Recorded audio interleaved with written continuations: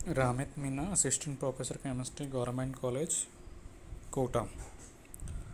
BSc second year का physical chemistry का unit 4 electrochemistry का नेक्स्ट पार्ट अपन पढ़ रहे हैं। यहाँ तक अपन पहले पढ़ चुके थे डीसी के स्थान पर एसी का प्रयोग। नेक्स्ट है विभवमापी द्वारा विलयन के प्रतिरोध का मापन या प्रेक्षण। विलयन के प्रतिरोध को प्रेक्षित करने के लिए व्हीटस्टोन, ये याद रखना, व्हीटस्टोन ब्रिज के स्थान पर कार्य करने वाले विभवमापी का उपयोग किया जाता है। ये विभवमापी आपको रिप्रेजेंट किया हुआ है ऐसी। विभवमापी प्रयोग में विभवमापी तार के दोनों सिरों को एसी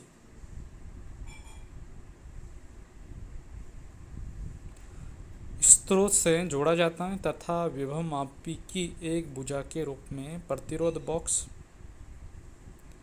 तथा अन्य भुजा के रूप में विलयन युक्त चालकता सेल को लगाया जाता है। आरबी रेजिस्टेंस बॉक्स, प्रतिरोध बॉक्स में उपयुक्त प्रतिरोध लगाकर हेडफोन की सहायता से तार पर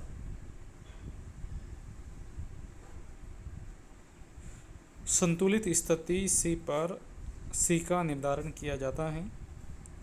संतुलन की अवस्था में प्रतिरोध बॉक्स में प्रतिरोध समानुपाती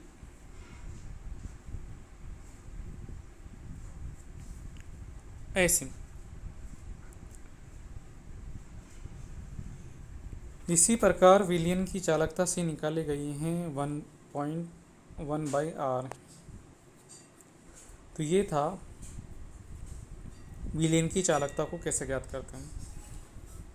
नेक्स्ट है विशिष्ट चालकता के की गणना करना। के क्या है? Kappa constant. किसी चालकता सेल में इलेक्ट्रोडों के मध्य दूरी तथा इलेक्ट्रोड के पृष्ठीय क्षेत्रफल का अनुपात ही चालकता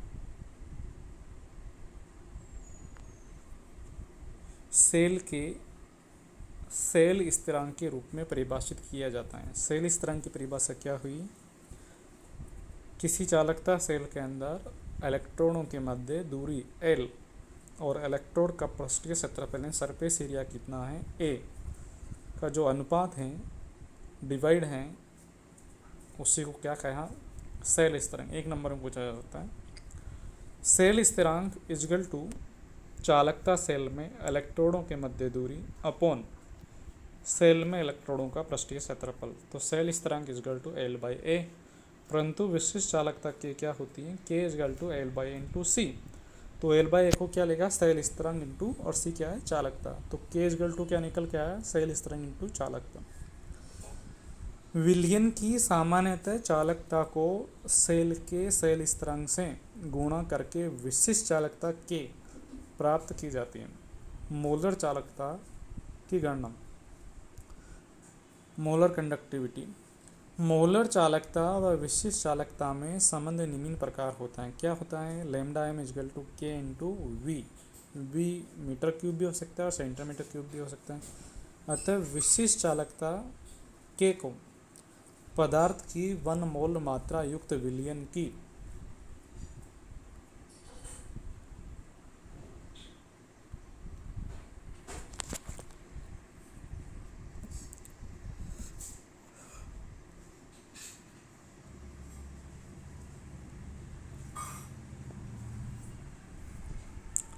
नेक्स्ट है आयनों का अभिगमन और आयनिक गतिशीलता। आयनों का अभिगमन एक नंबर पूछा जा सकता है। आयनों की गतिशीलता भी एक नंबर में पूछी जा सकती है। आयनों का अभिगमन, किसी अपघट्य विलयन पर विद्युत क्षेत्र लगाने पर आयनों की विपरीत आवेशित इलेक्ट्रोडों की ओर व्यवस्थित गति को ही आयनों के अभिगमन के रूप में परिभाषित किया जाता है। विद्युत क्षेत्र के प्रभाव में आयन के अभिगमन के दौरान इकाई विभव प्रवणता के प्रभाव में आयन के वेग को ही आयनीय गतिशीलता के रूप में परिभाषित किया जाता है। यदि विलयन में एल दूरी पर स्थित इलेक्ट्रोडों के मध्य वी विभव लगाया जाए तो विभव प्रवणता E equal to V upon L. Equation number is 1। यदि इस विभव प्रवणता के अंतर्गत आयन v वेग से गतिशील हो तो आयनीय गतिशीलता म्यू इक्वल टू आयन का वेग अपॉन विभव प्रवणता। तो u equal to V upon E equal to 1 upon E dot D X by D T, जहाँ v क्या है आयन का वेग, तो v क्या होगा D X by D T.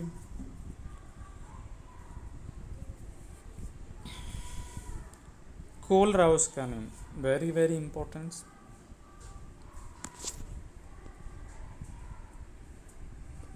Kohlrausch के नियम के अनुसार अनंत तनुता के अपघट्य विलयन में प्रत्येक आयन स्वतंत्र व्यवहार दर्शाते हुए विलयन की चालकता में अधिकतम योगदान देता है। अतः अपघट्य की तुल्यांकी चालकता का मान आयनिक चालकता के योग के बराबर होता है। अतः एकल संयोजी अपघट्यों के लिए lambda infinity is equal to lambda infinity cation lambda infinity anion, जहाँ lambda infinity cation and anion तो क्या है यहाँ पर अनंत तनुता पर आयनिक चालकता है। किंतु बहुत संयोजी अपघट्यों के लिए क्या लिखा lambda infinity. Equation number 2 represent कीजिए। अनंत तनुता के विलयन में किसी आयन की तुल्यांकी चालकता का मान उस आयन की गतिशीलता के समानुपाती होता है। तो धनायन के लिए क्या निकल के आएगा 8 infinity of cation is directly proportional to धनायन की गतिशीलता म्यू प्लस। इसी प्रकार ऋणायन के लिए है। अतः अपघट्य की तुल्यांकी चालकता lambda infinity equal to lambda infinity plus lambda infinity minus, इनकी जगह पुटअप किया तो mu plus plus mu minus common हो जाएगा। और एफ क्या है फेराडे कांस्टेंट। फेराडे कांस्टेंट का मान कितना होता है 96,500 कूलम।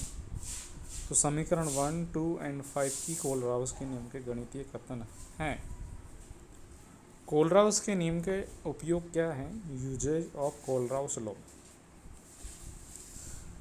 दुर्बल अपघट्यों के अनंत तनुता के विलयनों की चालकताएं अत्यंत कम होती हैं, जिनका अर्थात प्रायोगिक मापन संभव नहीं है, किंतु कोलराउस नियम का उपयोग करके इन चालकताओं की सैद्धांतिक गणना की जा सकती है। अनंत तनुता की स्थिति में HCl, NaCl, सोडियम एसीटेट की तुल्यांकी चालकताएं क्रमशः 426.4, 126.2 and 9.1 Simon centimetre square gram equivalent हो तो एसिटिक एसिड की तुल्यांकी चालकता की गणना कीजिए। तो क्वेश्चन दिया हुआ है तो उसको सोल्व करते हैं। अकॉर्डिंग टू कोलराउस लॉ अनंत तनुता की स्थिति में लैम्डा इन्फिनिटी HCl को डिसोशिएट करोगे तो H प्लस और Cl माइनस यानी केटाइन और आयनाइन इक्वेशन नंबर 1। NaCl को डिवाइड करोगे तो Na प्लस और C equation number 2। Sodium acetate को डिसोशिएट किया तो acetate ion plus sodium plus equation number 3। और एसिटिक एसिड को डिसोशिएट हुआ तो acetate plus H plus equation number 4। ये 4 इक्वेशन हुई, equation number 1, equation number 2, equation number 3 और इक्वेशन नंबर 4। समीकरण 1 और 3 को जोड़कर समीकरण 1 और 3 को एडिशन किया और उसमें से समीकरण 2 को माइनस किया तो अपने पास इक्वेशन नंबर 5 निकल के आया। समीकरण 4 व 5 की तुलना करने पर तो लैम्डा इन्फिनिटी एसिटिक एसिड यानी एसिटिक एसिड की अनंत तनुता पर तुल्यांकी चालकता आपके पास कितनी निकल के आई 391.2 Simon centimetre square gram equivalent. Inverse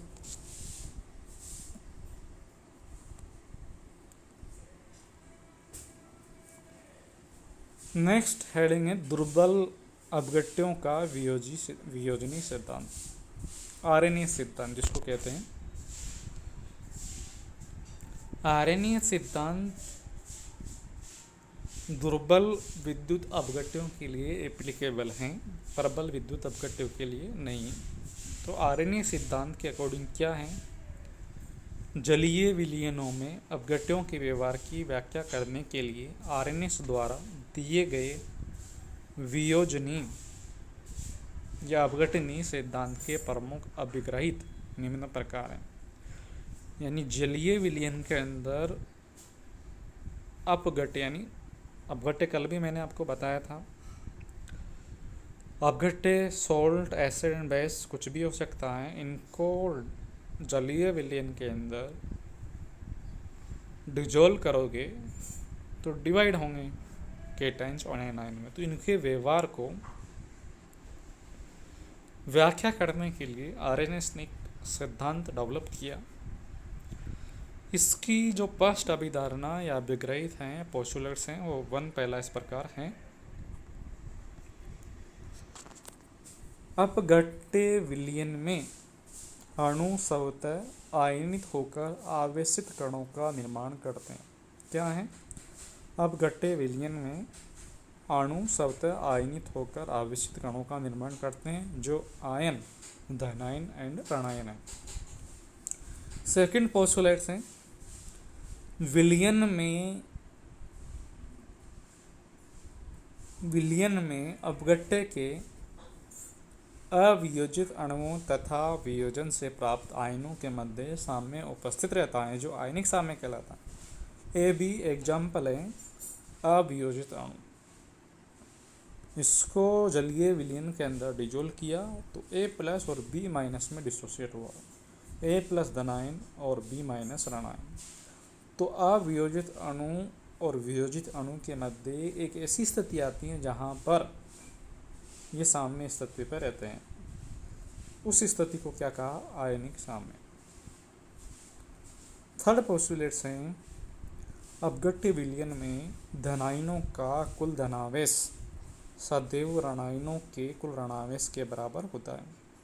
fourth है, अपघट्य विलयन में प्रभावित धारा से आयन उत्पन्न नहीं होते, धारा केवल उपलब्ध आयनों को ही दिशा प्रदान करती है।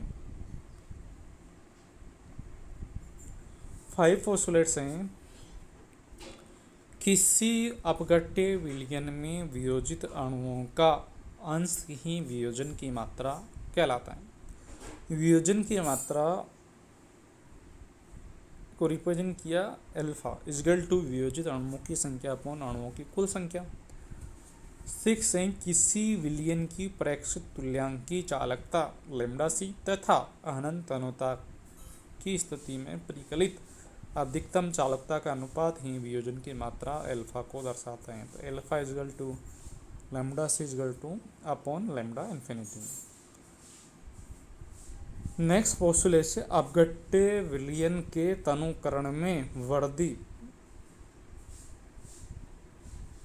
या सांद्रता में कमी के साथ वियोजन की मात्रा अल्फा में वृद्धि होती है, इसलिए चालकता में वृद्धि प्रेक्षित होती है। यानी तनुकरण में वृद्धि करोगे तो वियोजन की मात्रा में वृद्धि होगी, और वृद्धि होगी तो चालकता में वृद्धि होगी। अपघट्य विलयन के ताप में वृद्धि करने पर वियोजन की मात्रा अल्फा में वृद्धि होती है, इसलिए चालकता में भी क्या होती है, वृद्धि होती है। तो ये थे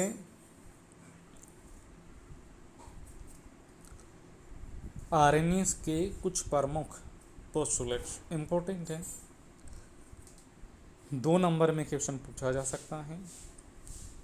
नेक्स्ट है ऑस्टवाल्ड का तन्यता नियम, डाइल्यूशन लॉ ऑफ ऑस्टवाल्ड। इंपॉर्टेंट है ये भी।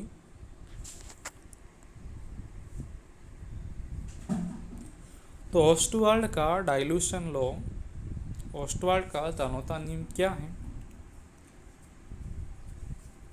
ये नियम आरएनए के वियोजनी सिद्धांत का गणितीय रूप है, जो अपघट्य के लिए वियोजन स्थिरांक वियोजन मात्रा तथा विलयन की सांद्रता में संबंध को दर्शाता है।